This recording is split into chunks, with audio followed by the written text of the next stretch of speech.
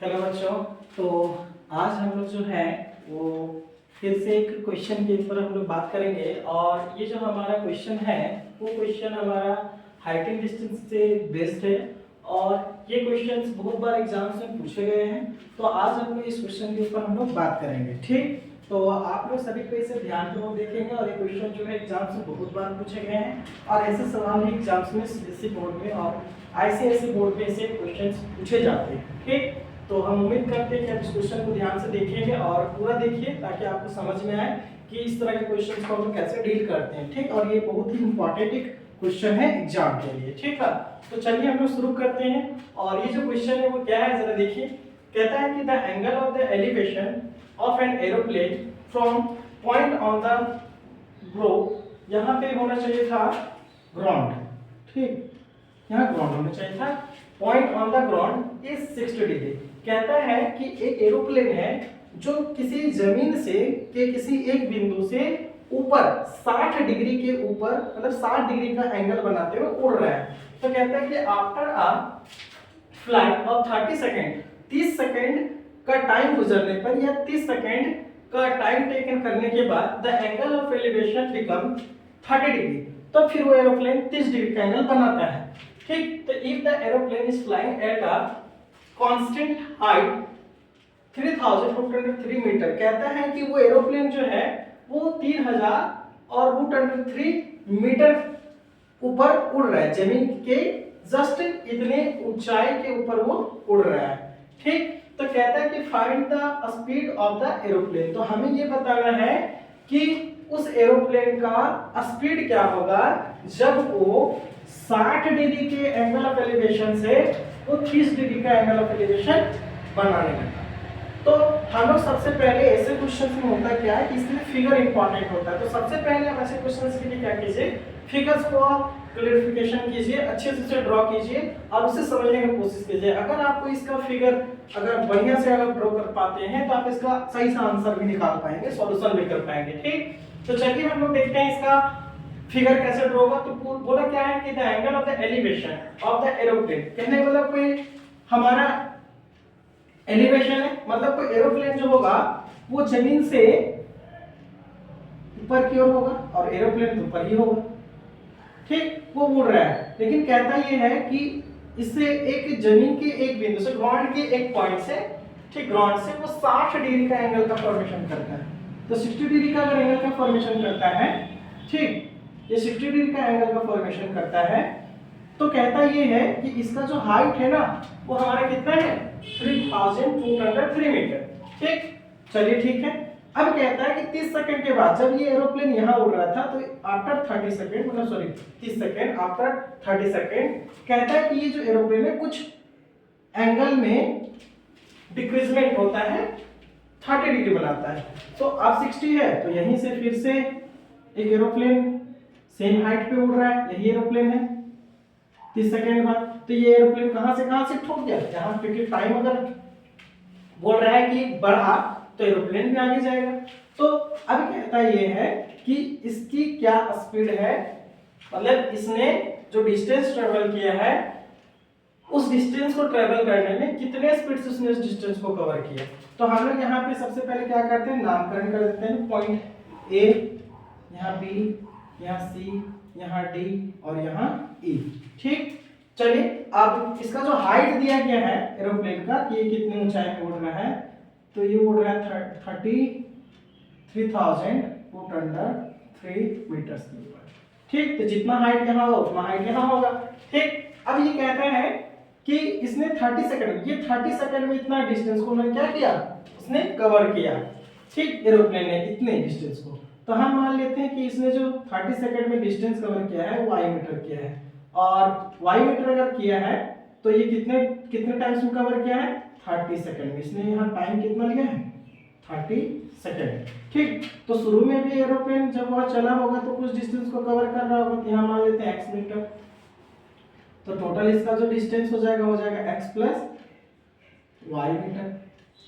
ठीक, तो अब यहाँ पे क्या है कि आप लोग जानते हैं कि यहाँ पे दो राइट एंगल ट्रायंगल का फॉर्मेशन हो रहा है। ठीक, और हमें जो वैल्यू चाहिए, हमें ये वैल्यू चाहिए कि इसमें यहाँ से B से लेकर C तक के डिस्टेंस को कवर करने में टाइम लिया 30 सेकेंड। तो यहाँ से यहाँ पे जाने के लिए उसने कितने स्पीड से फ्लाई किया, तो हमें स्पीड चाहिए। ठीक, तो स्पीड चाहिए, तो सबसे पहले अगर हमें फिगर ड्रॉ हो गया है तो हम इसका पहले क्या करेंगे कि गिवन लिख लेते हैं। ठीक, कि गिवन में हमें क्या क्या दिया गया है, तो सॉल्यूशन में गिवन लिखते हैं।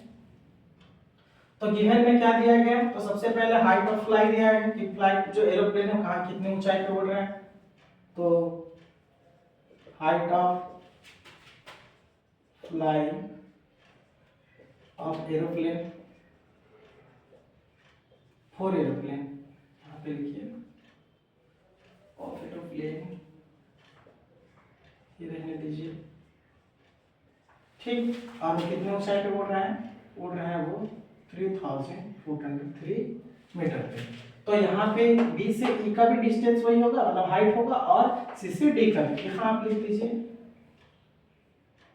therefore because, या चूंकि जो भी लिखना है आपको, तो B से E इक्वल टू C से D इक्वल टू 3003 मीटर। ठीक, उसके बाद हमने क्या माना है, हमने A से B का जो डिस्टेंस माना है एंड A से B का जो डिस्टेंस है वो है x मीटर। ठीक, और हमें B से C का जो डिस्टेंस माना है वो है y मीटर। ठीक, एट कितने second, at equal to 30 second. ठीक, तो टोटल जो डिस्टेंस यहाँ से इसने कवर किया है A से C, total distance cover by aeroplane, वो कितना हो गया है x प्लस वाई मीटर। ठीक, यहाँ तक कोई दिक्कत नहीं होगा, ये हम उम्मीद करते हैं। तो हम लोग चलते हैं। तो सबसे पहले यहाँ पे क्या हो रहा है, अच्छा यहाँ पे एंगल जो बन रहा था वो बन रहा था हमारा 30 डिग्री। ठीक, चलिए, तो यहाँ पे आपको दो राइट एंगल ट्रायंगल दिख रहा होगा, एक दिख रहा है ABE और एक दिख रहा है ACD। तो सबसे पहले इसमें से आपको जो बेहतर लगे, जो आपके अनुसार से आपको लगे कि सर हमें ये सॉल्व करना चाहिए, छोटे वाले ट्रायंगल को, बड़े वाले ट्रायंगल को, तो आपको जैसा अच्छा लगे वैसा आप कर सकते हैं। तो हम यहाँ पे क्या कर रहे हैं, सबसे पहले छोटे वाले ट्रायंगल को सॉल्व कर रहे हैं। ठीक, तो यहाँ लिखेंगे now in right angle triangle ABE, और यहाँ पर एंगल जो बन रहा है EAB पर, वो कितना डिग्री पे हम लोग बात करें, 60 डिग्री की बात कर रहे हैं। ठीक, तो हमें जो क्या है कि इसका बेस हमें पता करना है, मतलब इसका डिस्टेंस और ये हाइट दिया हुआ है, तो इन दोनों का बीच का जो रिलेशन होता है वो हमारा 10 आता है, 10 थीटा के अंदर आता है। तो हम लोग यहाँ पे जो लिखेंगे चूंकि 10 कितना डिग्री, 60 डिग्री, क्योंकि 60 डिग्री का एंगल का फॉर्मेशन हो रहा है इस ट्रायंगल के ऊपर। तो हमारा होता है परपेंडिकुलर बाय बेस, तो परपेंडिकुलर हमारा हो गया PE और बेस हमारा हो गया AB।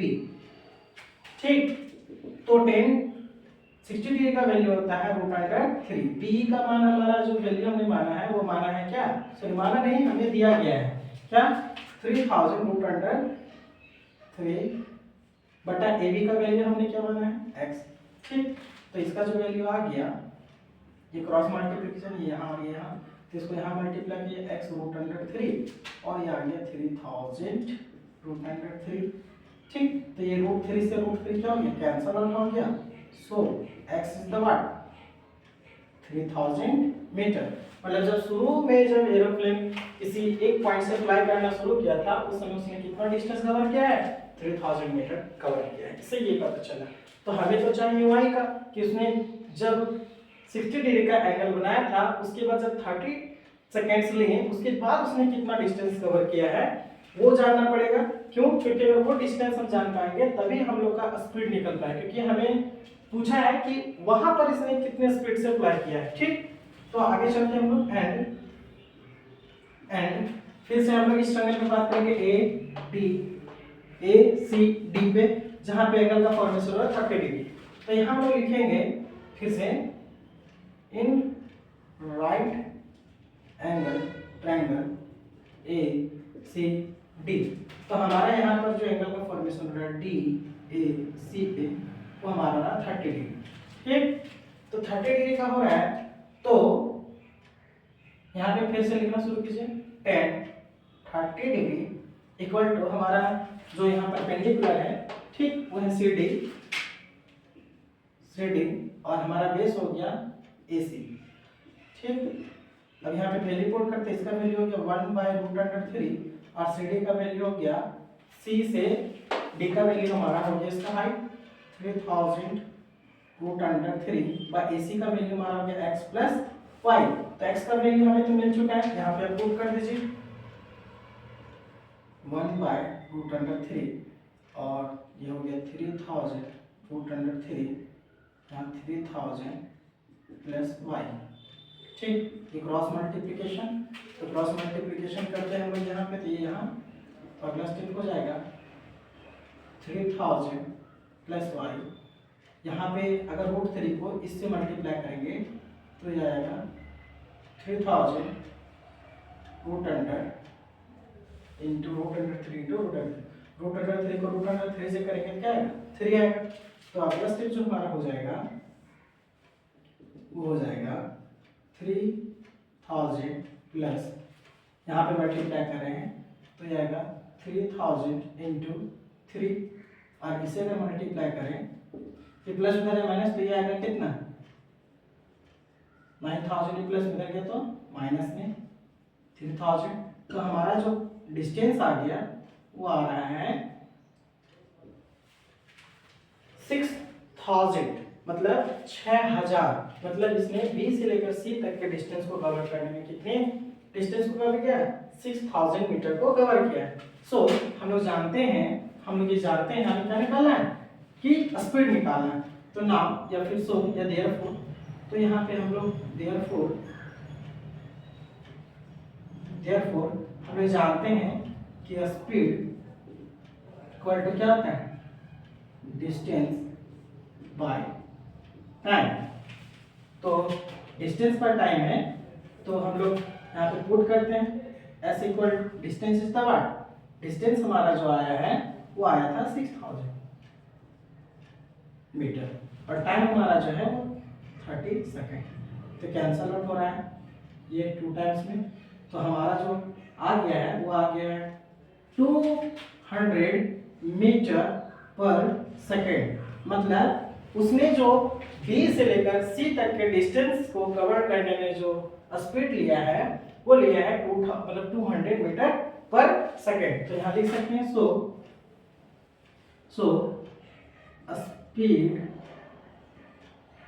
स्पीड हमें जो पूछा था the speed of the aeroplane, so यहाँ लिखिए द स्पीड ऑफ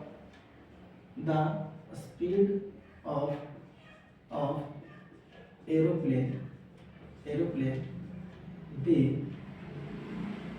200 मीटर पर सेकेंड। ठीक है, तो हम ये उम्मीद करते हैं कि ये सॉल्यूशन आपको अच्छे से समझ में आया होगा और ये क्वेश्चन बहुत ही इंपॉर्टेंट है। तो बच्चे आप मेहनत करते रहिए, और मेहनत करने वाले की सफलता हमेशा निश्चित होती है। अगर वो जीवन में मेहनत करते रहते हैं तो जीवन में हमेशा वो आगे बढ़ते हैं। ठीक, और अनुशासन ही जो है वो सफलता है। अगर आप तो हमेशा मेहनत और अपने लक्ष्य की ओर निश्चित रहिएगा या निर्देशित रहिएगा तो हमेशा जीवन में आगे बढ़िएगा। ठीक है दोस्तों, या हम लोग आगे मिलते हैं। तो ये क्वेश्चन आपको समझ में आएगा, और अगर नहीं आया है तो आप कमेंट करके और पूछ सकते हैं। ठीक है, तो हम लोग देखते हैं अगले वीडियो में। ठीक है, thank you, best of luck.